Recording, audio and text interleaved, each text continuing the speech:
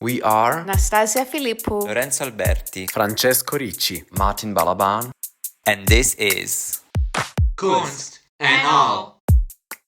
welcome back to Kunst and all. It's been a while, hope you didn't miss us too much, but we've been preparing a little surprise for you. This is our first video broadcast, and we're honored to have with us our very special guest, Aurora Dickie. Aurora is a Brazilian-born dance artist and soloist with the Staatsballet Berlin. She began her training with the Escola do Teatro Bolshoi in Brazil and went on to dance internationally, including the Washington Ballet in the US and Sao Paulo Companhia de Dança. Since 2015, she has been based in Berlin, performing a wide range of classical and contemporary repertoire by choreographers such as Balanchine, Forsyth, and Duato, amongst many, many more. Alongside her stage career, Aurora is deeply invested in mentorship and education. She studied economics at Columbia University and is the co-founder of Glissade International, a platform supporting dancers through career development and transition. Moving between Brazil, the US, and now Berlin, her path reflects a career shaped not only by performance, but by curiosity, learning, and a strong sense of responsibility towards the dance community. Aurora, welcome. And we're back. Yes. Welcome everyone to a new episode of Kunst and all. Hi Franci, hi Tazi. Hello. Happy 2026, new year. Also, we want to share that this is gonna be, hopefully, if everything goes well, our first video recording actually. So from now on, you'll be able to see us also through video on YouTube and Spotify and whatsoever. So today's guest, I'm really happy to introduce Aurora Dickie from Staatsballet Berlin. Hi Aurora, welcome to Kunst and all. Hello. Hi, Lorenzo. Hi, Nastasia, Francesco.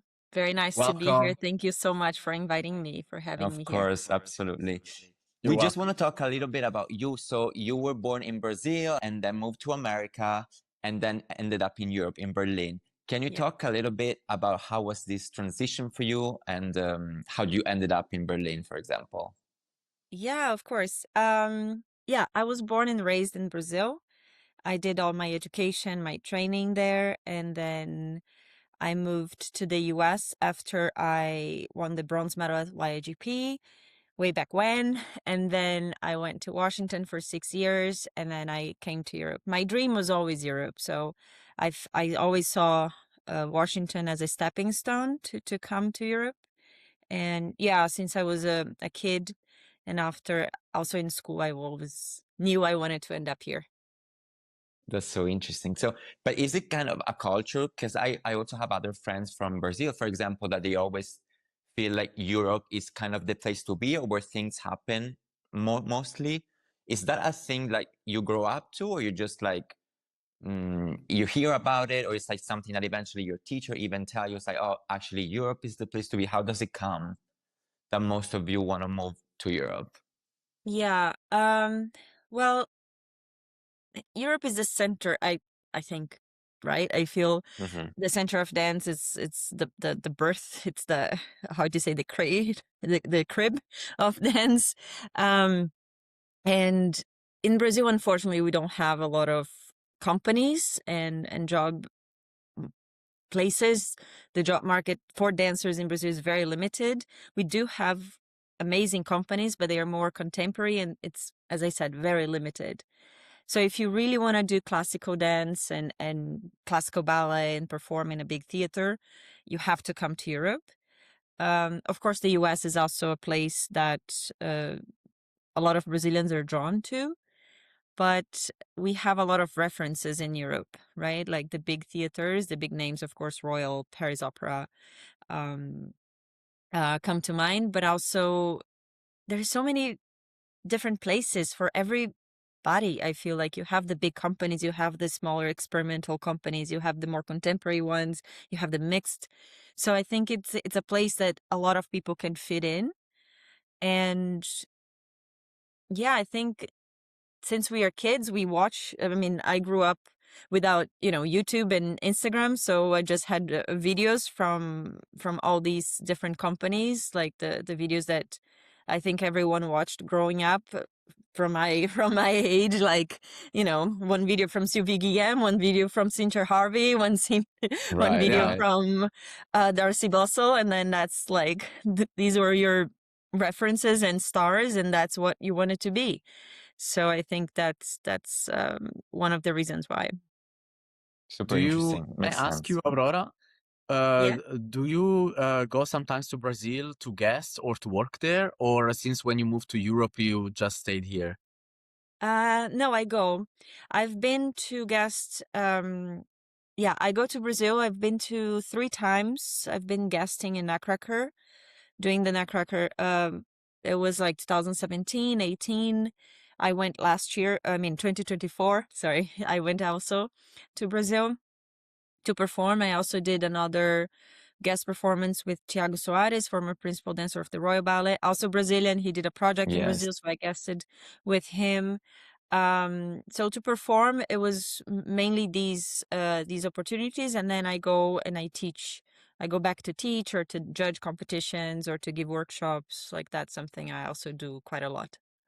All Yeah. right, cool, nice. Yeah. There's actually like so much talent coming out of Brazil. So I wonder why it's not.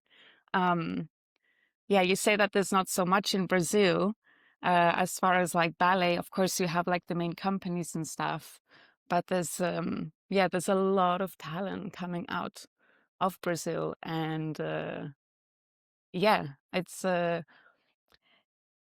I see it a lot in competitions as well. That they're always like thriving and then coming to Europe, which is, I guess, a great way to also help, you know, dancers get exposure since it's so far away. Yeah. Yeah. Definitely. Yeah, I mean, the competitions are a great way for Brazilians to be seen and to get opportunities that otherwise we wouldn't have. I mean, my international career launched from a competition from YIGP. And of course, you can always send an audition video. But, you know, competitions usually like you go and there are many directors, many master classes you can take, many opportunities you can have. And Brazilians are very good at preparing for competitions. I think this is something we do quite well. We have, as you said, a lot of talent, a lot of private schools that have great teachers and that really focus on, okay, you know, preparing 1 or 2 students to go to these competitions, from Prix de Lausanne to like smaller competitions that can also give opportunities.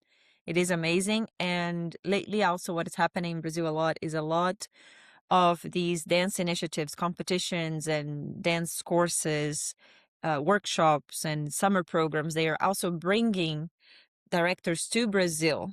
So that becomes cheaper also for Brazilian audience to have this opportunity, because as you know, competitions are also not cheap, right? You have to travel abroad, you have to, the competition itself, costumes, travel, accommodation, plus all the training period is also not cheap. So yeah, unfortunately our country in terms of like government and policies is just not something that is very strong on ballet. I mean, we have huge, our culture is so broad. It's so beautiful. There's so much dance, so much music, so much life. But for specifically like classical ballet or ballet as like an art form, theater, it's not in our DNA as much as in Europe. All right. Talking about this, like, how did your Brazilian background kind of shape your identity, your artistry identity, once you arrived in Europe? Did you try to always keep that, or you were trying to kind of maybe fit in, or in a way to adapt more to European culture, or you always wanted to keep that Brazilian like background? Yeah, that's interesting that you asked that. When I first arrived here, I think I tried to like be less Brazilian. Like not on purpose, not like I think I was really just trying to fit in and coming, I didn't come here straight from Brazil. I had lived in the US for 6 years. So it was a little bit Americanized, not only in the way that I was like in daily life, but also a little bit in my dancing. I was a little bit like more on a, I don't want to say balancing, but you know what I mean, a little bit Yeah, more yeah, yeah. free in the way I danced. And I remember the first rehearsals that I was preparing for Nutcracker, doing Clara. I remember that I was feeling very constrained, because I felt like anything freer I did, the ballet master would be like, no, like you need to be like square. It's classical ballet. And I was like, oh my God, like I need to, and then like that kind of blocked me mentally as well for a period of time. Yeah, but slowly I was like, I've done this before. I have this in me. And I think what that Brazilian background really helped me is like the resilience, not Mm-hmm. taking no for an answer. Like, okay, if this is an obstacle, I'm going to overcome this. I think we have that because we, Brazil, it's an interesting place. It's, there, we say there's always a Brazilian way to do it, because we find a way sometimes like around the rules. Not because we want to cheat the rules, it's just because sometimes in Brazil the rules don't work. So we have to like find creative ways to overcome obstacles. It's not like in Europe, especially here in Germany, everything is so like black and white, everything kind of works and you follow the system, right? For us, it's a little bit like, okay, if this is what the system says, we can try, but I'm sure it's gonna not work. So like we need to find a way to make it work. So I As think Italian, I totally relate. Absolutely. We have the Yeah, same, I for a little sure. bit. Yeah. Mm. yes, I think we are a little similar on that. There are a lot of Italians in Brazil, as you Yeah. know, and a Yeah. lot of Brazilians in Italy as well. Yeah. Yeah. Yeah. So yeah, I think we are very similar in that sense. And I think we are just, we have a lot of resilience, and I think that's something that I carry with me. That's And beautiful. creativity. And creativity. Yes, and creativity. Yeah. Because you must be creative to always find a new way of thinking about stuff when things don't work as you expect to. Yeah. So Yeah. it requires a lot of creativity. Absolutely. I'm sure Yeah. also what you said, like coming into a new company and having already a big opportunity, for example, to perform Clara. And as a newer in the company, I don't want to say you're people pleasing, but obviously you need to be thankful and grateful for what you have and want to show the best. But I can imagine as a younger dancer in a new country, new state, like literally other part of the world, it's like you're being given opportunity, but then they tell you to do it in another way, and it can be very confusing actually. So yeah, I think resilience must be really, like, were you able to right away, like, just maybe like find the strength within you, or you saw that the company was also kind of open to make you, like, what did you find also that resilience, like from other colleagues, or maybe you, because sometimes also depending on the ballet master in front of the studio, there's some people that are able to maybe use a specific word that makes you click something in your head and then you understand right away. So how was that, like, where did you find also that strength just within you? Is also was it a bigger Brazilian community? Because I know now it's a few of Brazilian people in Berlin. Was it did you have also other Brazilian people in the company, or you were kind of one of the first ones? No, there were others before. When I joined, there was an Christiane. She was here for a while before, and then she left a few years after I joined. But actually, when I came, a longtime friend and colleague, Luciana, she also joined at the same time, and we went to school together in Brazil. Oh, nice. We were in the same class, so we've known each other. We had known each other for like, I don't know, 15 years before, and we both danced in America in different companies, and then we reunited here. So she was always a big like support, having her and having someone that had known me for so long and knew my struggles, and also, yeah, that helped. But it was hard in the studio because I think when you are rehearsing alone for a solo role, you were alone in the studio with your partner and with the ballet master, so it was a little bit lonely, Mm. and it was a little bit intimidating for sure. It was like, I think, the hardest time I had here. And exactly because of what you said, right? I was a younger dancer. I mean, I was not so young as in like it was my first job. I had at least 6 years of experience in the US, another year of experience in Brazil. So I felt like when I joined, I was like, okay, I have something to give. I come with some baggage. Like, of course, I'm not there yet. Of course not. Like, I'm really open to learn, but somehow I had to. It was a bit of a struggle, I will say. Like, I don't I'm think sure.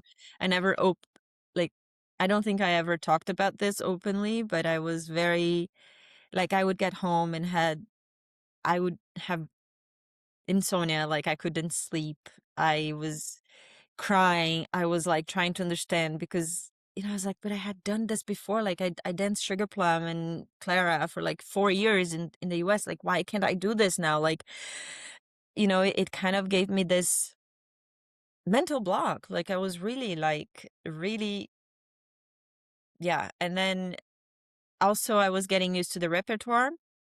I mean, I loved the repertoire because at the same time that I was preparing for Clara, we were doing Ohad Naharin, Secus. So we were doing Mm-hmm. Gaga classes. We were doing, 3 hours of rehearsals in the afternoon with them that you have to completely change, your style, your mindset, so I was loving that, but at the same time it was a challenge because sometimes I would have a show of that in the evening, and then in the morning I would have stage rehearsal for Nutcracker, and I was Wow. really trying to navigate many things at the same time. And No. and of course I think the company, as in like the ballet master, the choreographers, my partner, everyone was just doing their job, as in like, yeah, you're doing this role. You should be ready to do this. And when I look back, I understand that everything happened. I have no hard feelings. It was a great learning opportunity for me, but it was a really hard period to get I'm sure. accustomed in Berlin. Yeah, Indeed. especially because you have to like, yeah, go Francis. Sorry, go ahead. Yeah.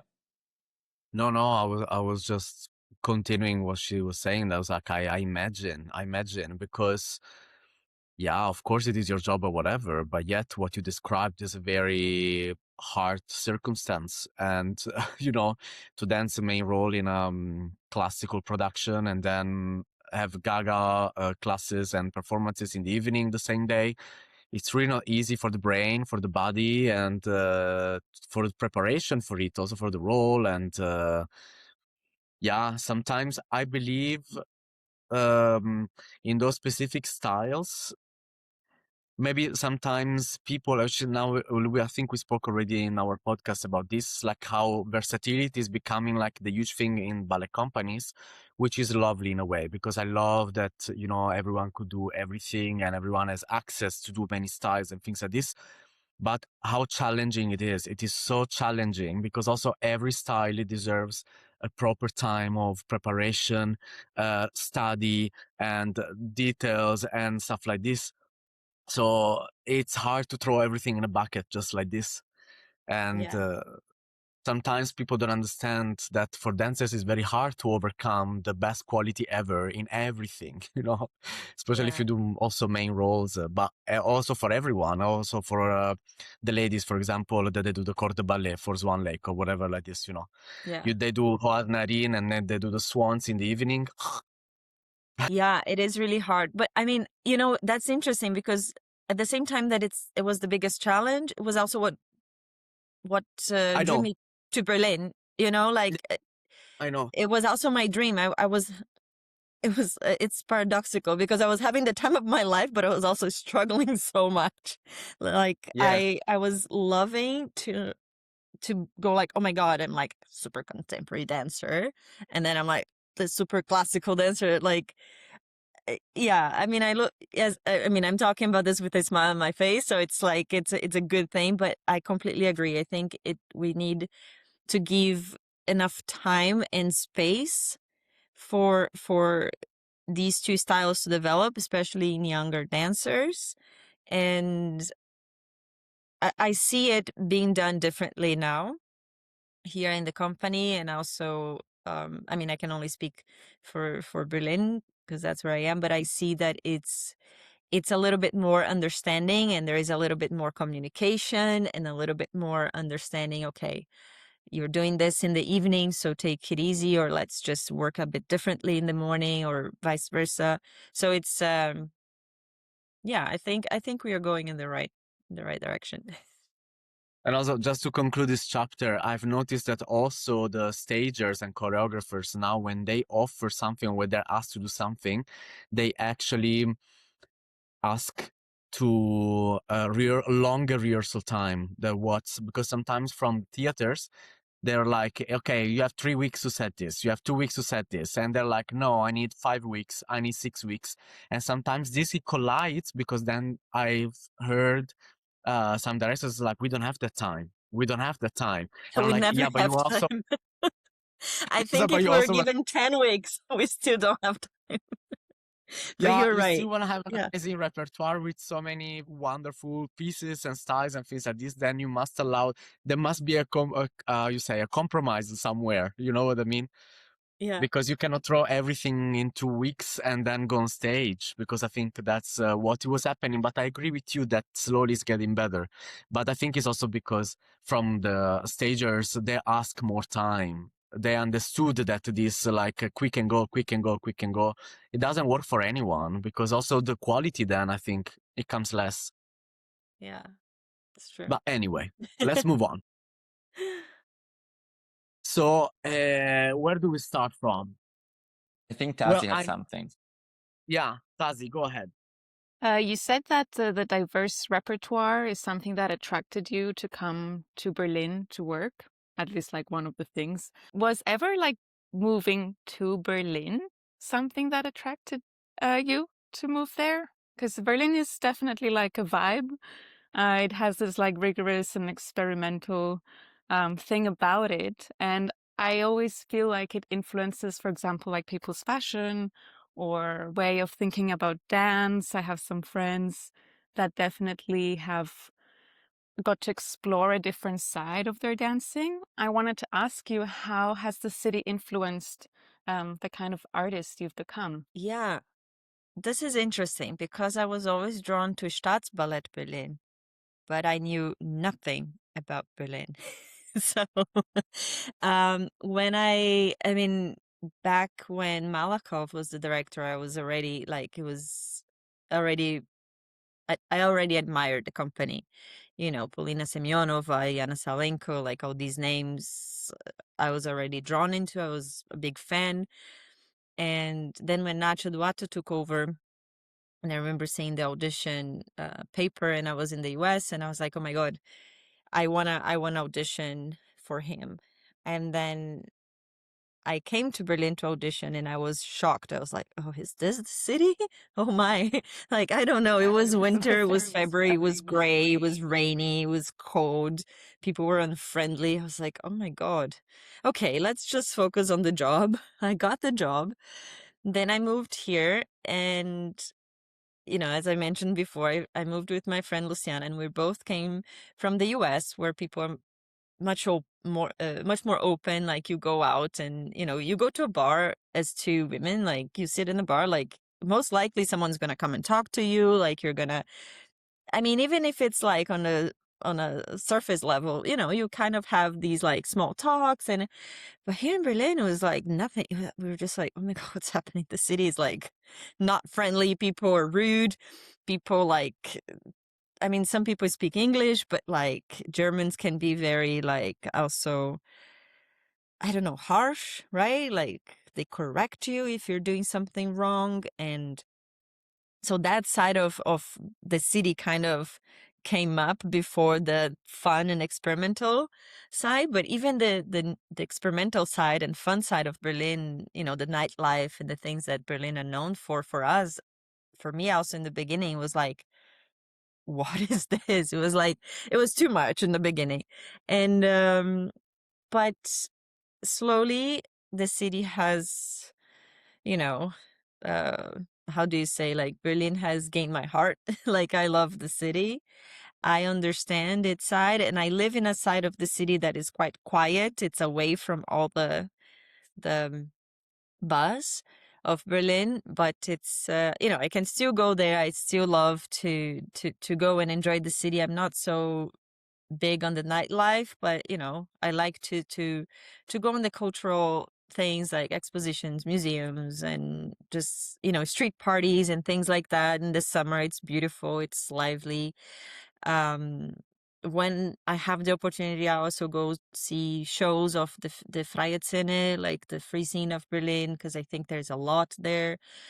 Berlin has definitely made me more open-minded, kind of curious, like not judgy, like instead of first saying, "Oh, what is this?" More like, "Okay, let's try to understand this." And sometimes you just don't, and you let it be, and that's okay, and it's better like that.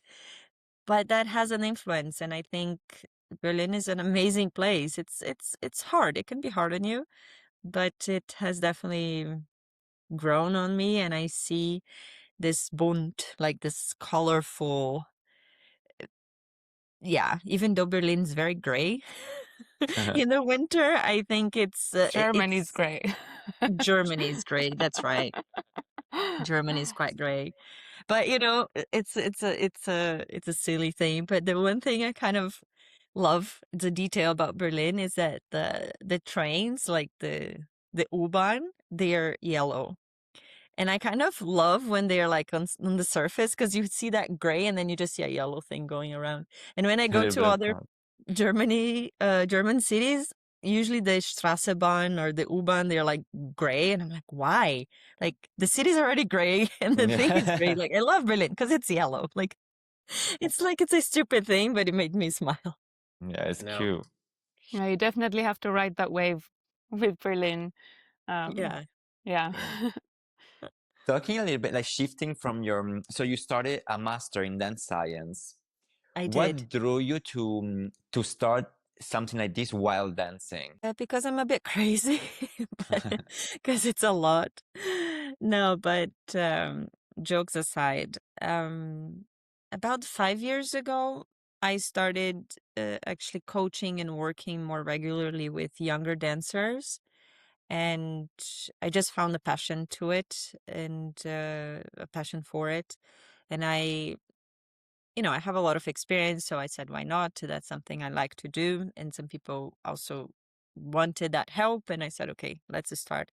And then in 2022, I also got involved with a mentorship program that we had here at the Staatsballett Berlin, and also mentoring young dancers and kind of getting that, passing on that experience. But then I started realizing, like, I don't want to be limited to my experience. And like at some point, I started feeling a little bit a need to understand a broader, a broader concept of things. Like, because one of my problems, it's also paradoxical, because I think one of the most beautiful things about ballet, but also that I have a little bit of a problem with it, it's this passing on from generation to generation, that tradition, which I think is beautiful when you are like passing on a role, and when you're developing someone's character or role. But sometimes it goes also to the negative, like, oh, it happened to me like this, it's gonna have to be like this, and we don't want to Yes. perpetuate that. Right? I mean, science is there for a reason. We can learn so much from sports.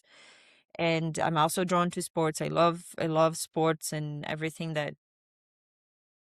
about it, like from the physicality to its management to its economics, everything I love about this. And I think we can, I don't want to say replicate, because ballet is an art form and it should be so, and we should still treat it like that. But there's a lot we can learn. So that's a very long answer to the fact that I was curious to, and I felt the need to broaden my perspective.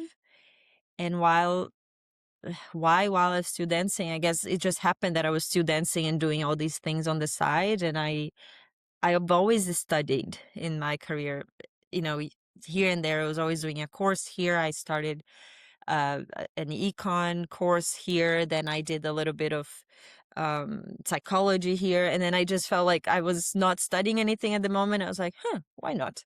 A colleague of mine had already started this, and it's a bit of berufsbegleitend, so you can do it while you're working. So yeah, then I started. Nice. Nice. Yeah. Does, like, of course, like, apart from the part of the mentorship and everything you do aside it, but also in your dance career, did it change since when you started to study for this master and you got more knowledge? Like, did it also change on like the way you approach your own work? Yeah, it did. I had already, from experience, we learn a lot. Like we learn to cope, like, what I just told about my arrival in Berlin, like you learn coping strategies, psychologically speaking, you understand how to navigate this harsh career that all of you know how it is. And also you understand your body better. But I think with that kind of knowledge of like, okay, research has shown this as well, like it kind of feels okay, I'm in the right track. For example, that we don't have to be 100% every day. Like, I know we know that on like a theoretical level, right? You're like, yeah, it's okay to not be 100% every day, but somehow we still have that like, no, if I make a mistake today, it's the end of the world, right? This perfectionism, how we deal with that, it has changed.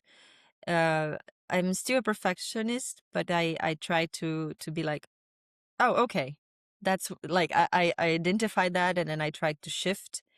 Another thing is periodization, also understanding how to prepare for a performance, when to peak, when to like have a little bit, a easier time, like when I'm preparing for a role, like the biggest example is like Mirta, which is like jumps and jumps and jumps, and not be 100% every day, or like the week before the performance do like run-throughs every day. Like that's just not what we should be doing. Like we need to understand how to navigate that, and just kind of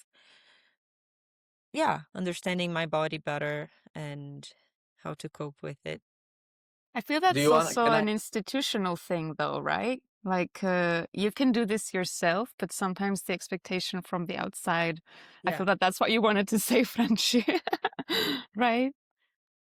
No. I actually wanted to ask Aurora if, for example, on the example she gave, for example, for Mirta, like in the last 2 weeks before you go on stage, what it would be the best example if you can just give it away like this? What it could be a good example of like growing your, let's say, preparing your body in a way that, for example, if you have a show in 2 weeks, that's what should be like, of course, also it's very personal. I understand also that, but like, because I believe that this is pretty much like athletes, like when they have to have a competition or stuff like this is the way they train. They don't go like this for 2 weeks, da da da da da. Da. But I kind of wish if you could say something more, just because I think that's why we do this podcast, is because we want to raise more awareness. And perhaps sometimes people, in my experience, they're like, oh, we're getting close to performance, so I should go because I have to be ready, and otherwise I'm not gonna make it. And I want to give them a broader ideas, like how actually science shows we could do things better. If you want, yeah, it's free, of course. Yeah, I mean, I will say more from my perspective and what I do, and based on, this is not like this is not a recipe for everyone, Yes, as we of course. mentioned before, everyone is a bit different. And I will say, touching on what Nastasia said, I have the privilege to work on a role alone, so I can, I'm a soloist, so I can pace myself. I can work very closely with the ballet master and be like, we work in unison. So like we are together, okay, we make a plan. But that actually comes a lot from me. And I go and I approach them and I say, okay, this is how I want to do this week's rehearsal. And, she also comes with suggestions, and we work together. And hopefully we prepare a little bit more than 2 weeks. I think you just said 2 weeks because usually that's when we started ramping up. But Yes. hopefully we prepare a little bit before. But like, I must also say we have a trainer, a personal trainer here in the company, someone that works with us with conditioning and strengthening. And for this particular role, I worked very closely with him as well. And we made a plan, right? And we worked on plyometrics, which is jumps and strengthening and cardio condition and endurance, calves, glutes, cardiovascular endurance, all of that. How do I prepare that and to get to the studio and do what I need? But also, it's not like I don't, how can I explain this? Like, I peaked a little bit before. So like, let's say the week before the show or 10 days before the show, I do like my very full run throughs. Cause also for my mind, I mean, we need it, right? We need to say, I can do this. I got this. Like I can get to the end. So I'm there. And then like, I would say the week of the show or a few days before, I do maybe one run through like 3 days before the show. And then after that, I continue working on my strength training and conditioning. But even then it's also like I'm not peaking there, like I already peaked a little bit before, and then I go down a little bit. Also sleep and nutrition. Also, that's something that has to be taken into consideration. And other things that I do on the side. As I said, I've been fortunate to, when I've done this role in the past years, I can focus only on this role. And if I'm learning something else, I can also say, okay, maybe I take it easy here, or I take into account that much load that I'm doing something else. And, I mean, yeah, I think I'm a bit particular in this way, also because I feel, as I said, I am in a position that allows me to do this. I guess if you're in the core or if you are in the rehearsals that some other people depend on you, you also don't have that freedom. And sometimes like scheduling is just the way it is, so we make it work, and that's a whole nother like subject to talk about. But yeah, I would like, for me, I like to prepare mentally as well. So like I don't want to know that I can do it one day before the show or 2 days before the show. I want to make sure I can do a run through like the 2 weeks, like maybe 2 weeks before, and I say, okay, I'm good here, and then I manage that until the show. Yeah.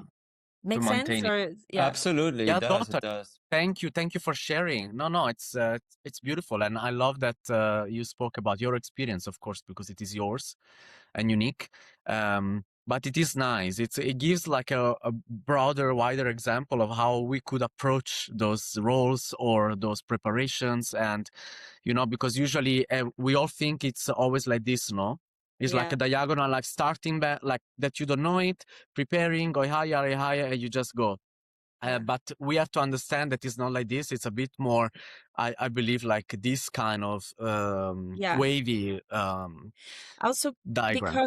because what we call adaptation, which is like your body adapting and gaining strength, happens during rest, right? It doesn't Yes, happen during training. It happens during rest. So you need that time of like letting the body rest and adapt to that workload. That's why sometimes we are sore. That's why we have these, adaptations of the body when we increase the workload, but we also need to give the body time and the mind time to adapt to that. And then, as you said, it's like, okay, we go like this. The trend is up, but we have but that. in waves. Yeah. Yes.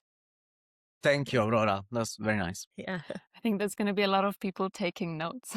Yeah, for Yeah, sure. that's Oh, what I there's so want. much. Yeah, there's so much to talk about this. Yeah, but I'm sure. I'm But sure. I would like to, no, I, go I, ahead, want, I Tasso, wanted sorry.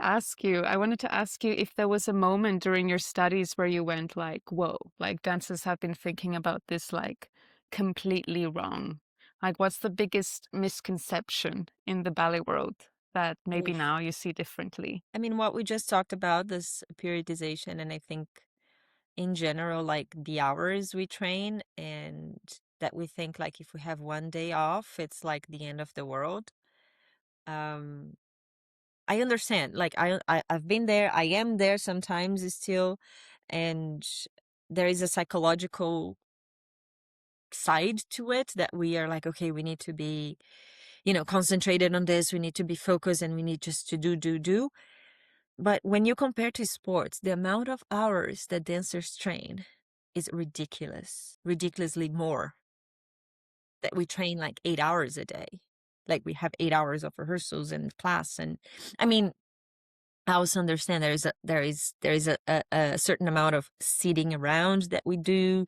There is a certain amount of like learning choreography that maybe for the body is not as strenuous, but I mean, I think we've all been to days where you go from, okay, you do a 1 hour and 15 training, you have 15 minutes, and then you have like 1 hour of like rehearsal, I don't know, something like Forsyth or Dawson that it's like you have to give it all, and then you have, I don't know, Swan's rehearsal, and then you have an hour lunch break, and then you have, it's like that you're constantly running around, and that's a lot. Like the specificity, like that we train so much technique, we train so much like choreography, and on top of that, then what happens is a lot of us go to the gym after all this like 6 hours Yes. of like and then we go to the gym because we need to train, and I don't have a solution for this. uh, that's something that is like in my mind on like finding, and I think it's not only me, the field is on how we can adapt and say, okay, how can we be more efficient in our rehearsals? How can we be more efficient in our training, that we actually focus on what's important? That I mean, we give sometimes this example of like, well, football players, they are not playing match 8 hours a day, right? They are working on something else. I mean, it's not quite the same because we have different choreographies to rehearse, different shows, but there is something to it that we can say, okay, instead of like building that capacity by doing the rehearsal, why cannot we build the capacity training the body, preparing the body for that choreography? And then, of course, there will still be a time for adapt to that choreography specifically, but probably this time would be shorter. This is just like a hypothesis. It's not, Yes. but it's based. So I think in general, like the misconception of the dancers is this, like, no, we have to do, and I hear my colleagues and like, oh no, I need to do the run through like full out all the time. Otherwise I know I'm not gonna do it. And I'm like, okay, I understand more the psychological side to it, but the physiological side, it might be a bit different. Exactly. I think you hit the spot. I think it's really that has to do with control, in my opinion, because you think that if you Yeah. do it full times every day, then you have it in your hands. But it's like everything in life, when you think like you have everything under control, in reality, we never really have it under control. It's has more to do with psychological aspect than physiological. Yeah. I think you hit the spot perfectly. Thank Yeah. you. And it trains smart, right? Like, I mean, going back to the preparation of Mirta, like one thing that I do, we used to have a studio. Now we don't have it anymore, but we used to have a studio here at Staatsballet that was with black windows. Like there was no light from outside. So what I used to do a lot also preparing for that role is to actually rehearse with the lights off. Like just with a small light from outside, because the stage is so dark and we didn't have enough, or I didn't, like, sometimes you don't get a stage rehearsal, like especially when you're doing the role again, like they give the opportunity to younger or newer dancers to do it, which I think is great. But then I'm like, okay, instead of focusing on like, let me focus on how I'm going to like familiarize myself with the space when I'm on stage, like what are my attention focus points, what I'm gonna do in case this goes wrong. So there are so many things that you can train and work on instead of just that like punching every day. I agree. One aspect is the music, for example. I love, for example, of course, in ballets, because not every piece could be rehearsed with piano or with live music. But I think it's such a good thing to have a pianist who can play your rehearsals when you can. And the fact of adapting in diverse tempos, diverse kind of, and how you adapt to it if it happens on stage, that's also a skill that needs to be trained. I see this a lot. So sometimes people go on automat and their body is set on one tempo, like a metronome, and no matter the music, they just go with it. And this is really a skill to train. So sometimes some rehearsals could be spent on this kind of focus, as you said. I I agree. actually remember once I rehearsed with a stager. I think when I was in Semper was that he was like, I don't want you to hear the music. I want you to listen to the music while you're dancing. Because it's true, sometimes we go, especially when we rehearse, sometimes it's with a pianist. So you have the tape and you rely on the music. You know that count and accent and tempo is going to be like that. So yeah, no, for sure, like being able to adapt. And I think this also obviously comes with experience, that you're able to be aware of that. And to know that on stage, like if something goes a bit off, how do you adapt? How do you, because it's live performance at the end of the day for a reason. Yeah. And so I found it super interesting, and that you did that. It's actually very inspiring to be like, yeah, that would be great to go in a studio actually and kind of replicate how the atmosphere and setting is going to be like. I think that's something very constructive, and that people should take like away from also what you said, for sure. I would love to jump a bit and talk about the Glissade International that you're a co-founder with. Mm-hmm. So for listeners who don't know, if you can describe a bit what's the Glissade International in like one sentence, let's say. If I need to summarize it in one sentence, I would say we connect young dancers to their dreams. And there is so much in this connection. Yeah. But yeah, like in one short sentence. And I think the name came from that as well, Glissade. It's that connecting step. So that's I have a question, because since when we start the episode, you always refer to young dancers or like young people in general. What is it that it draws you so much about helping or mentoring the younger dancers or younger people? What is inspiring you so much about this? I just see, well, so many people helped me, right? Like in my journey, I had some amazing people along the way, and I'm so grateful for them. I've also had times where I had no one, or no one that could really be there for me sometimes, which is part of the journey. But I also made a lot of mistakes, as we all probably did as well. And I think mistakes are a great learning opportunity, but I think there is a way to shape the young dancers differently, and that we can, I think, not to say, oh my God, older dancers, like, of course, that's like, it's not a lost cause, I would say, but it's like, I think there is something beautiful about helping the next generation and making a difference, I hope. Yeah. Yes. Are you, is this mostly for a Brazilian younger generation, or it's more international? How is it structured? Yeah, I mean, we mainly, yeah. I work with students here as well in Germany, but Glissade specifically, we target the Brazilian audience, the Brazilian dancers. I think because we know how hard it is, and that's what is interesting with the internet. There's so much information out there, but then when we meet young dancers, like teenagers, people that want to have that, they have that dream and they want to achieve, they still don't know what to do. Like the questions are basically the same that I had like 20 years ago. So I'm like, okay, even though you have a lot of information, maybe sometimes too much information is too much as well. If you lost, you're like, okay, what should I do? So that's kind of the gap that we try to fill, and in saying, okay, there is a way, like, to kind of show the lay of the land, like, For sure. here is what it is. Yeah. And not everyone is the same, right? So it's that's why we also work individually Yeah, because even though the career is there, there's so many ways. Like it's as we were talking with preparing for a role, it's never like this, right? It's always like there are many nuances, there are many ways. You have your goal, but there is, you know, trajectory A, B, C, D. You can go in many different ways to get there. And I love Yes. also how it changes. Like I remember when I graduated, I was like, okay, I want to do this and this and this.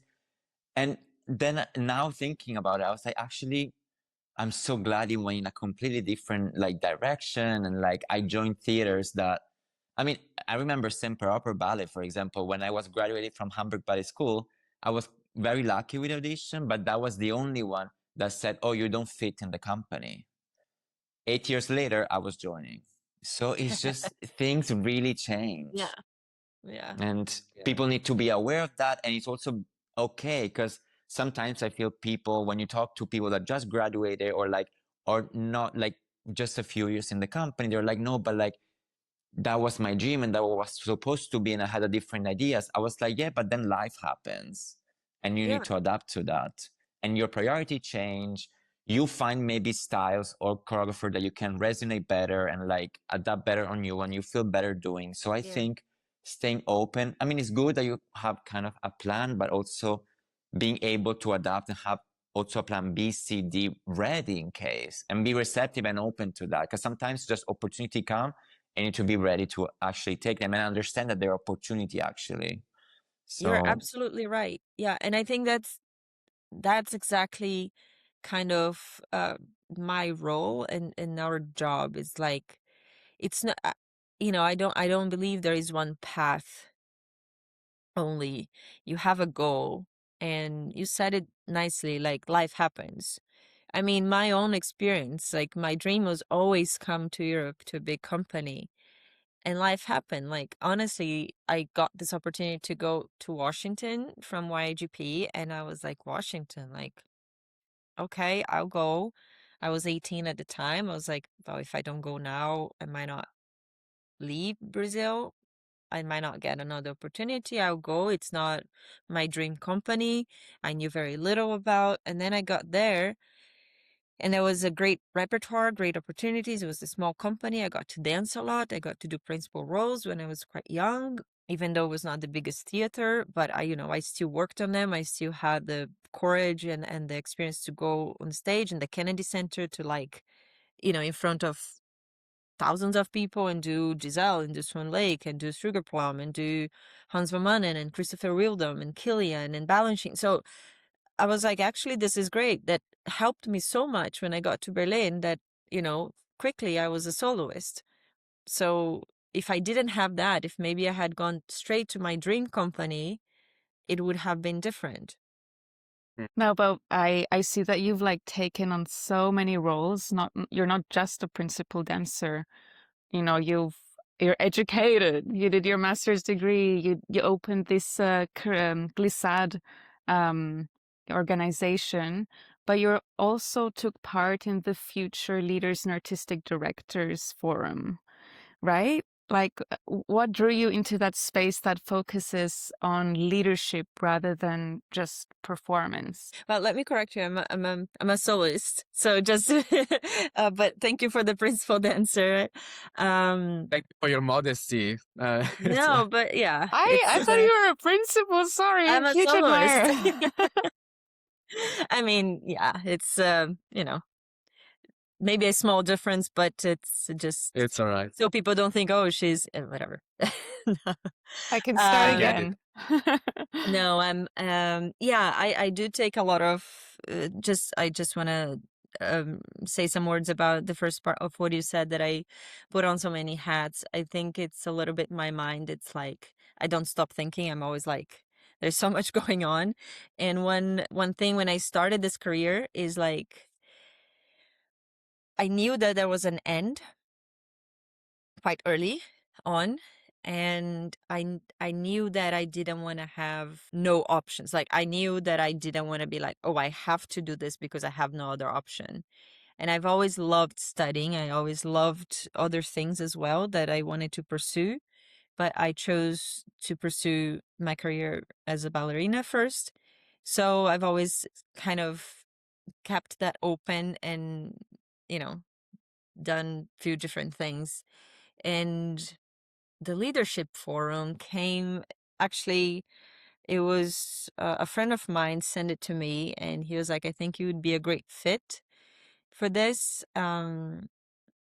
Because I've always had that interest in understanding organizations. I think one part that I don't talk a lot about, the reason also of coming to Europe is I wanted to understand how the company works, how the system is. You know, why is it that the US, they are nonprofit organizations, dancers don't get paid during summer, budget is limited, what is the structure, why is it like this, how does that affect programming, how that affect audience, and even the career of dancers. Like if you look at it, dancers in the US retire quite earlier than in Europe because their work conditions are different. You know, pregnancy is a taboo in the US. Like you basically, for a female dancer, like to get pregnant and continue dancing is quite a challenge, versus here in Europe it's quite different.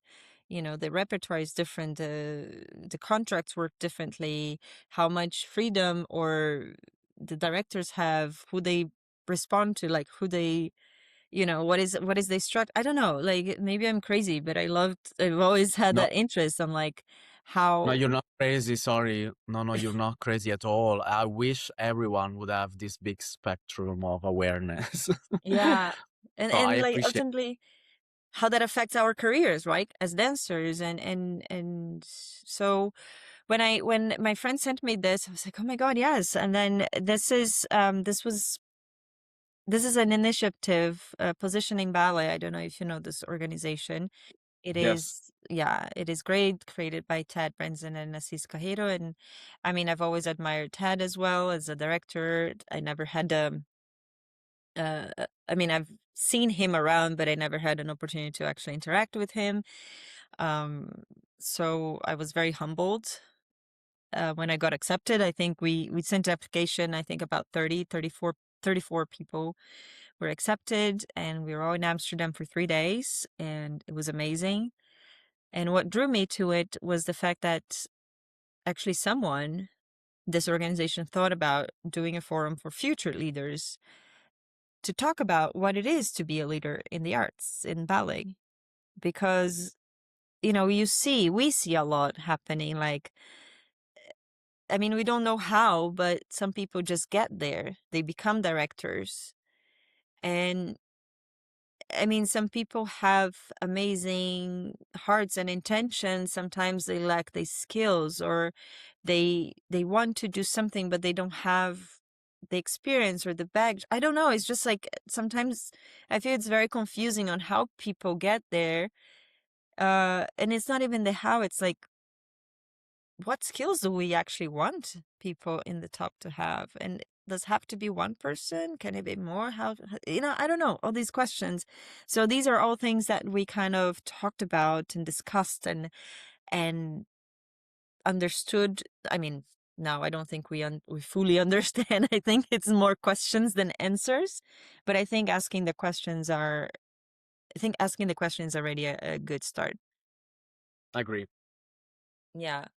Because it means there is something that we realize must be improved, or that we can look at it differently. For me, this is already a big win, honestly, to start from this, because until a few years ago, no one questioned, or maybe someone did question, but it was not so open. Let's say we didn't really talk with each other much about it. Maybe we Yeah. all thought it in our little world and in our little heads with our colleagues, with some of them, but Yeah. it was never that expanded. I don't know if now it's because of social media, it's because of what, but I think it became more relevant to discuss about it, to question about it, and to say like, okay, we're realizing there is some improvement that it needs to be made, where we can start from. I love this. It's Yeah. a beautiful. No, and I love that as well, the initiative. And you said it nicely, and you put it correctly. It's we are alone. I mean, the leaders, you know, artistic directors are usually alone in terms of like you don't have a community like in your city, because there's most likely just one ballet company in that city. Yes. So it's not like you have a community of the same, people in the same position. And I think a lot of times you are with that same, they are with that same problem, and then I think I love this initiative of positioning ballet, of like bringing together, brainstorming, like, okay, from Australia to Canada to Hong Kong to, I don't know, Central America, like we all have the same problems or similar problems. How can we solve this as a field, right? As Right. ballet, and how can we keep ballet relevant to the society? To yeah, right? Because I think as dancers, we love it. We know it's relevant. It's our lives. But like, what is the role in a bigger society when you're competing with so many other things, right? Like social media for Sure. once, and yeah, I don't know, so many things. Is there something that you learn or realize about future of leadership that dancers from the other point of view don't know and don't see eventually, that don't understand? Or because sometimes as dancer we always say, yeah, this person should have done this and this and this, but then when you're, because also sometimes when dancers get to artistic leadership roles, we're like, oh, but did he forget, or she or they forget what it means to be a dancer? So is there something that being there for 3 days in this, like talking about it, made you understand something, that there is something that dancers don't see from the other side? Yeah, I would. Right. I would say that it seems, right, that when you become a director or a leader, there's so many things to consider. And of course, dancers are a crucial part of it. But it's so many factors that you have to oversee, that we talked about, and because they also gave us kind of the reality of the job. And then you're like, oh my God, yeah, there's so much things that sometimes as dancers, we say, okay, we're so focused on our job, ourselves, and to make the best job we can. And we want the artistic director to be there for us, and I think they should. But also there is so many other things that happen, that needs to happen for the performance to happen, for you to have people in the theater, for you to have a show that works with all the technicians, with the choreographers, with the music, and then to have money, and to have a marketing strategy, and to, like, stakeholders, who are the people that you're dealing with. So it seems like there is so much to the job that we dancers just don't see, which I think it's totally normal, right? Like it's not a criticism or a bad thing. It's just sometimes we are so focused on this, that sometimes also what I think it happens, and I'm not talking any particular place, I'm just saying in general, I think what happens is decisions are made without dancers understanding why or how, and sometimes these reasons are not explained. And sometimes they can be explained and they are not, and sometimes they just are not. They just cannot, be explained, because it is what it is. And I think a little bit more transparency between directorship and a little bit more transparency between directors, management, and dancers would be beneficial for both sides. But also sometimes there's just things that you may not be able to share. And I think as dancers, we just need to understand that. Yeah, I don't know. Yeah. It doesn't feel nice to say these things, but No, but No, it's absolutely true. Aurora, I fully agree. But for me, transparency is also coming still to your dancers and say, like, guys, we have to take decision like this. We cannot disclose more about it because those information, they need to be private. But there is a reason why we took this, I don't know, this decision over this matter. For me, this is still transparency. For me, transparency doesn't mean that you have to explain to me everything. This is not, it's like, I want you to considerate no matter what your dancers. You have to consider them as part of the team, saying like, hey, they've been taking this decision, you might not understand why, but there are some matters that we cannot disclose and has to be this way for this reason. Thank you for your understanding. For me, this means transparency. It's Also true. because like as dancers, it's very easy for us to get into our head. Like maybe you have performed a role for a various amount of season, and then casting comes out from a piece of paper, even as a soloist or a principal, and you're just not there anymore. And you get into your head so much. And like it's very easy for us to get into our head, because at the end of the day, it's a lonely profession. It's not as much as it's a team and it's a company and the company goes on stage, but that role was given to you and taken away from you. And some people just don't, it never happens to them in both ways, never given or never taken out. So they can understand and rely on it until a certain extent. But at the end of the day, your brain is a very strong part of as a dancer.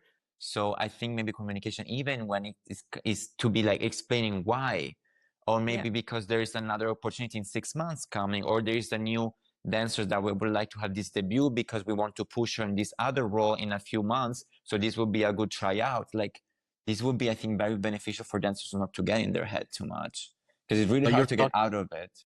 Laura, you're talking now more on a personal level, no? Yeah, Like but I'm saying like about like as on a personal level. I was yes, talking more as about big decisions. I don't know about certain for me, it's situations. like for everything, for coming from big decisions to even a one-to-one decision. Because I know some directors sometimes really don't have time, and I get it. But I also get on the other side from dancers. I've seen friends that they start questioning everything because they're just taken out of roles without explanation and without even telling face to face. Because what's even like, you take someone out of class, or I don't know, 2 seconds, and you're like, listen, casting will go up, you're not there anymore, it's fine. Like, no, it's fine, but like they explain you why. But if you just see it from a piece of paper, it could be very like triggering, and a dancer get in their head a lot, because then you don't, there's no communication, there's no transparency. And maybe because sometimes you make yourself moves. I talk also from a point of view. When I joke, I'm like, I've been Netflix about it. Like I make a movie out of it, of something that is actually super simple and I didn't think about or didn't see the other side of the medal. Like sometimes it's just more simple, and it's not even coming down to your own dancing. But as dancers, because we're so traumatized, pass me the term, we just get, and like we start doubting ourselves right away. And sometimes it's very hard to get out of that place. I think this is something embedded in the job and the way that we are raised or trained, that we depend a lot on external validation. Sorry, no, this is something external validity is something in research. Sorry, validation from others, like external validation, right? And I think there is a certain amount that is needed because someone is making a decision. You depend on other people's decision. And but I think in life you always depend on other people's decision as well. I think the difference is that in the ballet world it can be quite subjective, right? Sometimes you can do amazing job, you can do the same 32 to 40 that the other dancer does, and for whatever reason you're chosen and she's not, or she's chosen and you're not. And I think that subjectivity is what makes the art beautiful, and as well beautiful and challenging at the same time. For sure. Yes. Yeah. I think it's time to kind of wrap it up. We usually kind of ask some questions to the guest. Yeah. I just wanted to ask you, what's the best piece of advice you've heard about art and ballet? More art, I would say, yeah. Best piece of advice? Like one sentence that really clicked you about artistry, or like something that you really bring with you that maybe was mentioned from a choreographer you've heard around, that you're like, it really clicked with you about meaning of art, and like, what do you think that is something that you really strongly believe now about art and creativity? So there was an opportunity I had to work with someone from the Royal Danish Ballet when I was quite young. We were doing Lasso Feed in Washington. And one thing she said to the company, it was like, please don't act, but react to what's happening on stage. And that kind of changed the perspective of how you react on stage to the things. And not even if you're alone and nothing, like not necessarily something happens on stage, but you're reacting to a feeling, to an emotion, to an intention, right? Like that kind of really clicked on me, clicked something, and I was like, actually, when I'm on stage, I want to react to what's happening. It comes from a more pure and an honest place than acting. I don't know, acting just feels like I'm making something up, and I think that just kind of grounded me to be the most real I can on stage.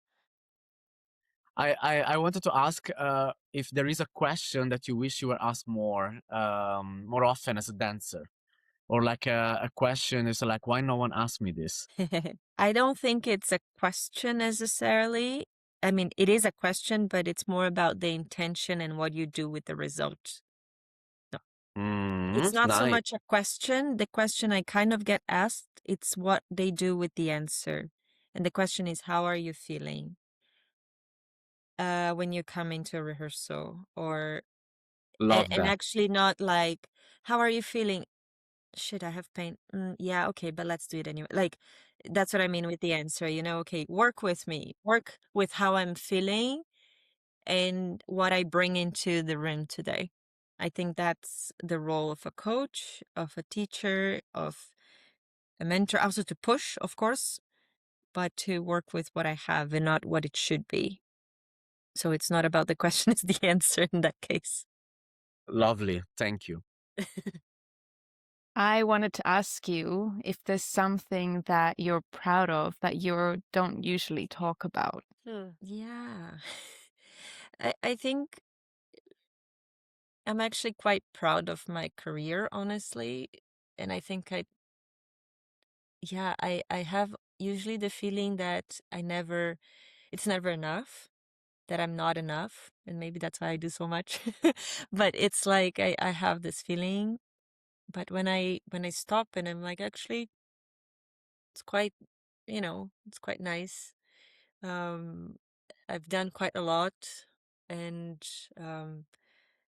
yeah, I'm quite proud. Like, I've had moments throughout these 11 years that I'm here in Berlin that, especially in the beginning, that I'm just taking class and I look around and then I see Polina, Jana, or, Daniil Simkin when he was here. And I'm like, wow, like I'm sharing the room with these amazing artists. Like, what a privilege. Like, wow, you should be proud of yourself for getting here.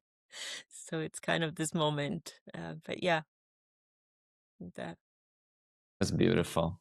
I mean, sometimes understanding how much you overcome is like, and where you got is really a very healthy things that people should do often. I speak also about myself.